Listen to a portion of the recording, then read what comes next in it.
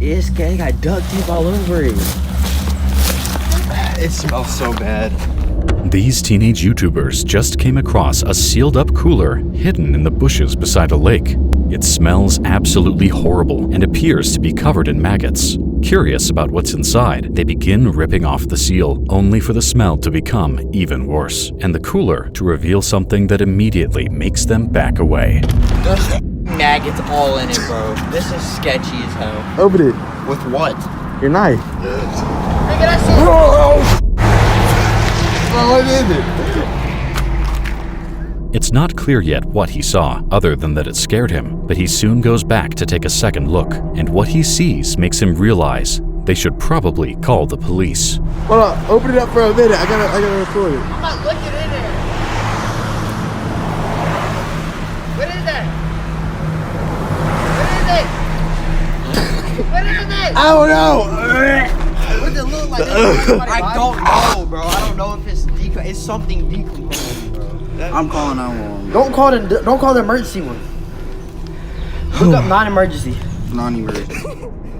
The cooler appears to be filled with a pale, grayish-white mass sitting in some kind of fluid. They're not sure what it is, but believe that it's something decomposed and decide to call the authorities. The video ends shortly after, leaving viewers with no further context as to what was actually inside, at least until a few days after the video was uploaded to YouTube, when one of the boys, Matthew, would take to the comments, revealing exactly what they had found that day.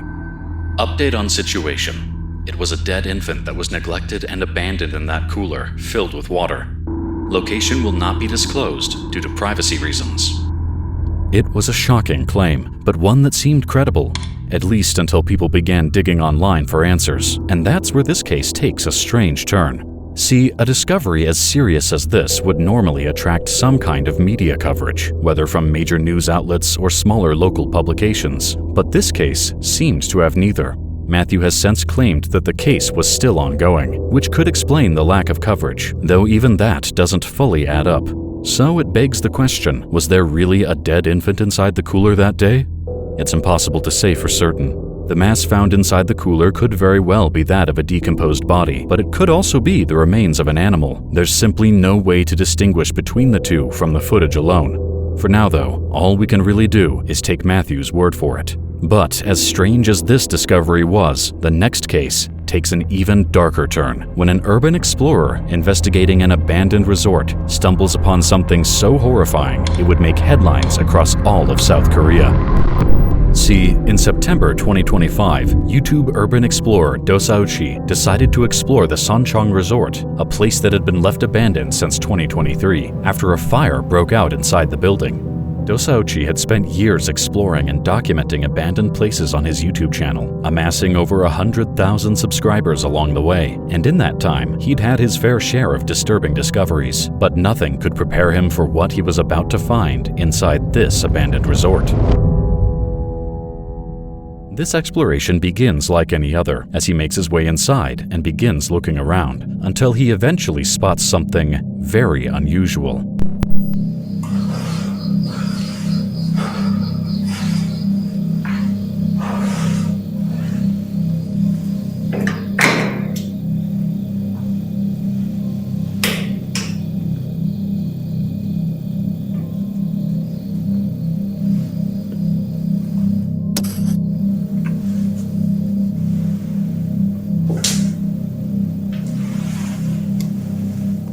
In front of him is a locked door, with a pair of shoes sitting on the floor outside. He's not quite sure what to make of it, but curious to see what's behind the door, he begins looking around for something he can use to open it. 이걸로도 될 것 같다. 이걸로 따면 되겠다. 열어서 이걸로 하면 되겠다. 안녕하세요. 저 방송하는 사람입니다. 제가 지금부터 문을 열 거거든요. 너무 놀라지 마세요.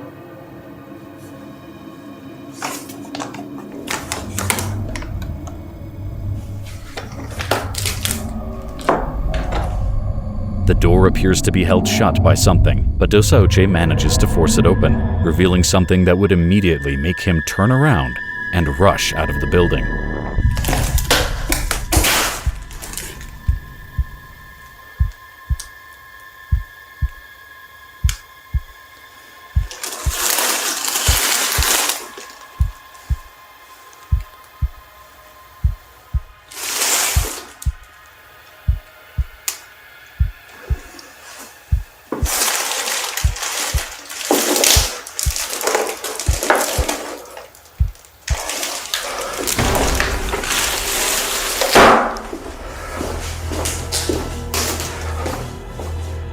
It's not immediately clear what Dosauchi sees behind that door, but that will soon change when he contacts the police. Not only will he reveal what he had found, but this will also be where the case takes a controversial turn. 네. 여기 사람이 죽어 있어서 연락드려요. 폐건물을 들어갔는데 방 하나가 사람이 죽어 있더라고요. 보기에 그 남자든가 여자든가요? 신발로 추정했을 때는 남성분 같았어요. 그 자세히는 못 보셨다 그죠? 그 상황 자체 놀라셔가지고. 네. 그러면 일단은 경찰가 최대한 빨리 가볼 텐데. 네. 혹시 뭐 사진 그 주변 상황 같은 사진 찍기는 좀 곤란하시겠죠? 아니요. 어떤 사진을 찍어야 되나요? 찍는 게 아니고 저희가 뭐 한번 전체적인 상황이 어떤 상황인지 한번 그 출동 전에 한번 확인이 가능한지 싶어가지고요. 나 그럼 지금 다시 들어가서 사진 찍고. 아니 그 굳이 뭐 시청자분께서 좀 힘드시면은 안 들어가셔도 되거든요. 아니요 괜찮아요. 할 수 있습니다. Dosauchi tells the police that he saw a man's body lying inside the room, and the officer then asks him if he could send them photos of the scene, including the body. It's certainly a strange request to make of a civilian who may be terrified or in a state of extreme shock after discovering a dead body, but willing to help. Dosauchi makes his way back inside to snap photos of the scene.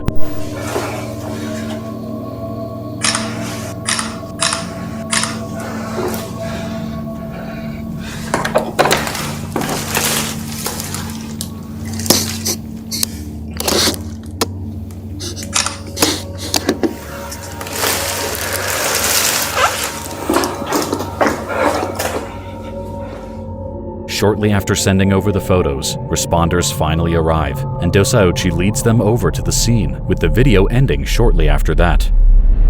The victim would later be identified as a man in his 30s who had been missing since July of the same year.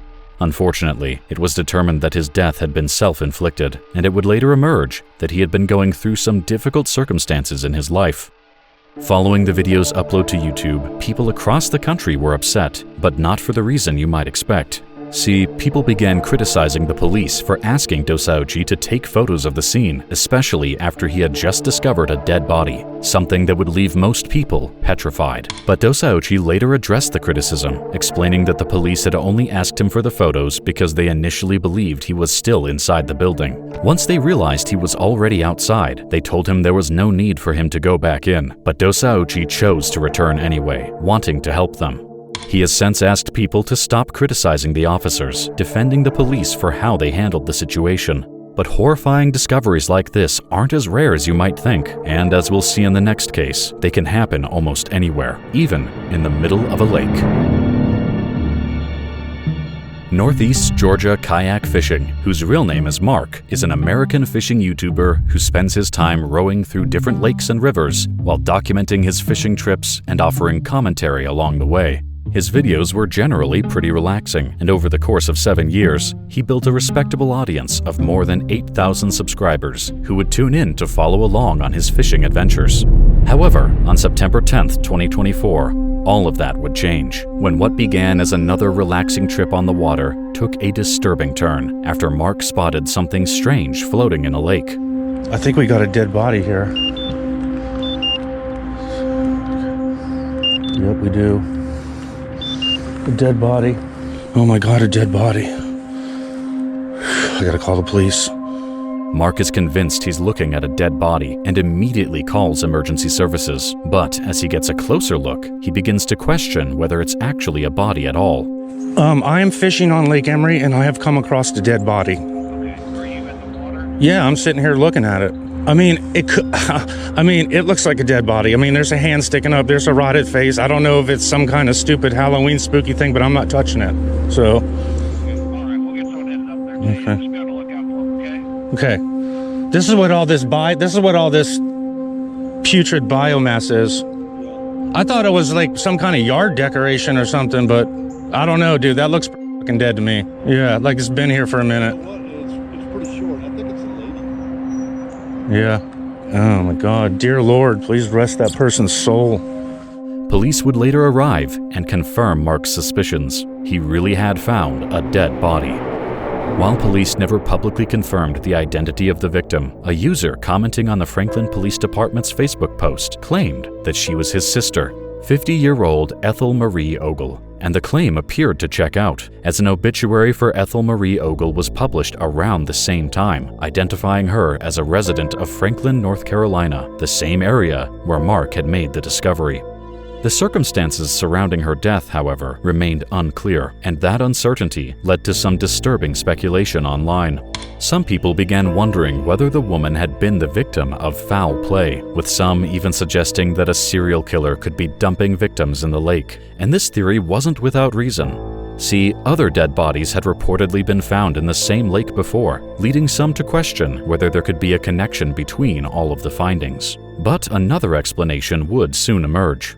See, the same Facebook user who claimed Ethel was his sister later said that she had drowned, and Mark would say something similar in a follow-up video he posted shortly after the incident. Well, it's a perfect time to give an update on the incident the other day. The resolution of the story is that the woman was American and she had mental health issues, and from what I understand, was just very depressed. So they're ruling it as of now, but that's it. I wish the best to her family, and prayers to her family, and may her soul rest in peace.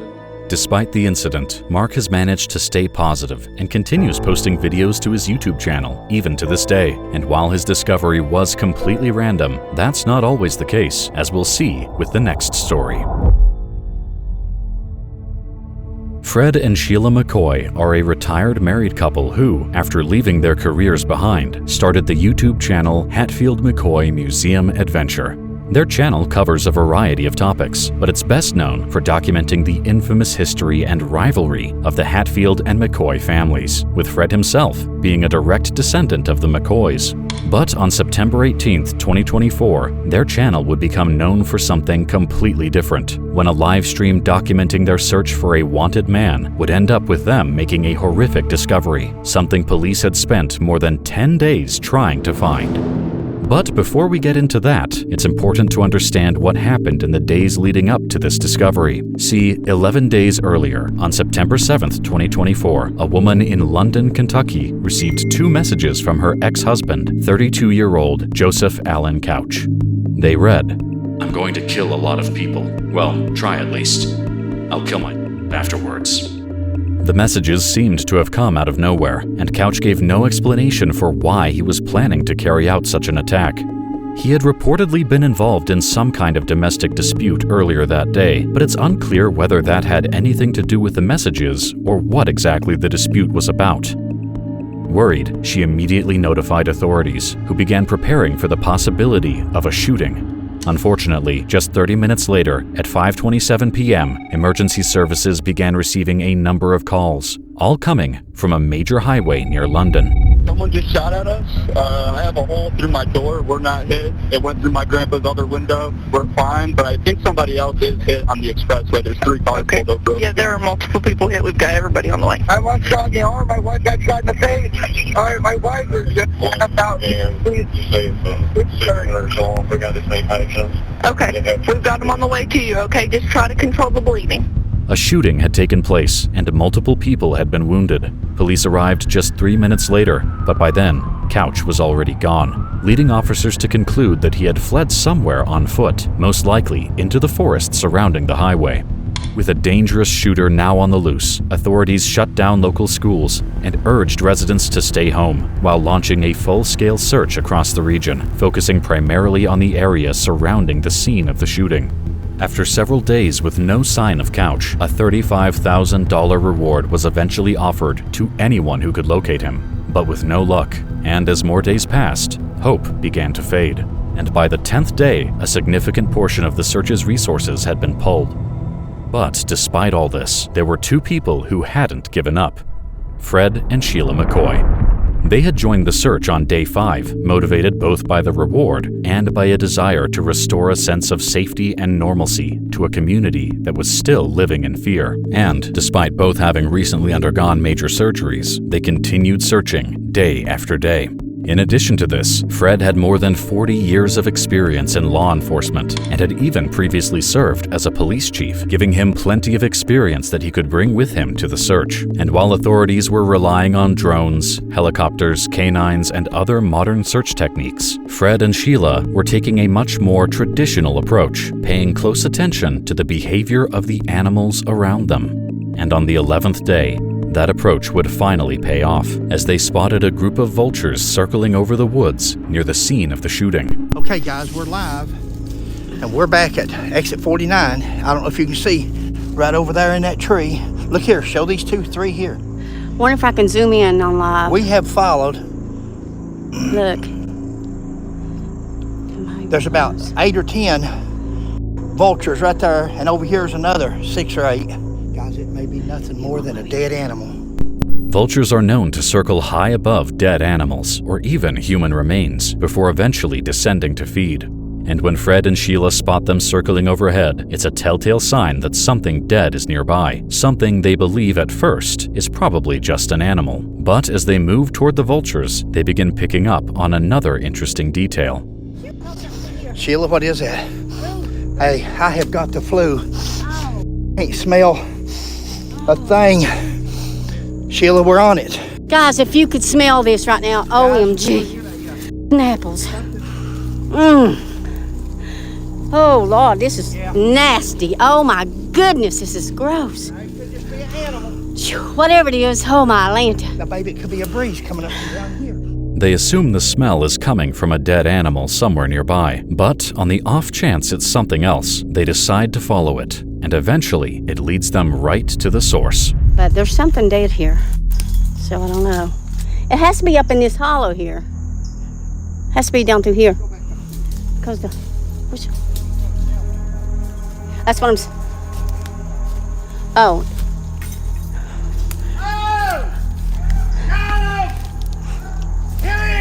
You found him? Oh, my Lanta. I'm coming. Oh, my Lanta, you found him? Oh, my Lanta. Oh, gosh, look. Oh, gross. After 6 days of searching, Fred and Sheila finally bring the 11-day manhunt to an end, discovering the decomposing body of Joseph Allen Couch with a firearm lying beside him. In just 6 days, Fred and Sheila had managed to locate Couch without any specialized equipment, instead relying on their own senses and the natural signs around them. And with Couch finally found, a community that had spent the past 11 days living in fear could finally begin to feel safe again. And, as promised, Fred and Sheila were awarded the $35,000 reward and praised by locals for their courage in searching for an armed man who could very well have still been alive and dangerous. Rich Abernathy is a 27-year-old YouTuber who runs the channel Rich Aloha, where he documents his scuba diving expeditions in search of lost items. In July 2019, he would film another one of these dives at the Forest Falls Recreation Area when he discovered an item containing something he could never have expected. Got all the dive gear, got the tank, and we're ready to roll. Let's go. Woo.